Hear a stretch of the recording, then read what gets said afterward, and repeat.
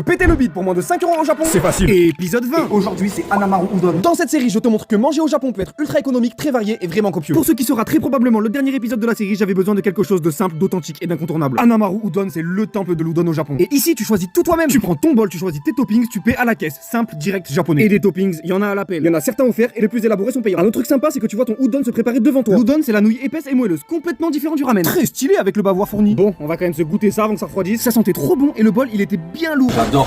C'est un peu sucré, un peu salé, j'ai l'impression. Et le bœuf et les udon mélangés, ça passe trop bien. Ce bol, je l'ai payé seulement 800 yens, 4,28 €. J'avais de l'eau à dispo ainsi que des prises. Le bouillon était dashi, parfumé, délicat. C'est réconfortant, c'est chaud, c'est exactement ce qu'il fallait pour clore cette série. On a mangé ensemble dans des dizaines de restos au Japon, on s'est pété le bide à chaque fois. Et toujours pour moins de 5 €. J'espère que t'as sauvegardé les épisodes qui t'ont intéressé parce que ces adresses, elles vont pas disparaître. Et si jamais tu veux encore vraiment d'autres épisodes, fais-le moi savoir et je repars en mission. Ah, j'ai tellement gamelle, je me suis blessé le ventre. On dirait peut-être pas comme ça, hein, mais les nouilles elles sont tellement épaisses, comment ça tartine. J'avais même plus envie de me lever carrément. Maintenant, si t'as kiffé cette série, abonne-toi parce que la suite s'annonce encore meilleure. D'autres thèmes, d'autres expériences, le Japon sous tous les angles. Là, je t'ai bien servi. Demain, on ne remet pas le couvert, mais crois-moi, tu vas en avoir besoin pour ton futur voyage au Japon.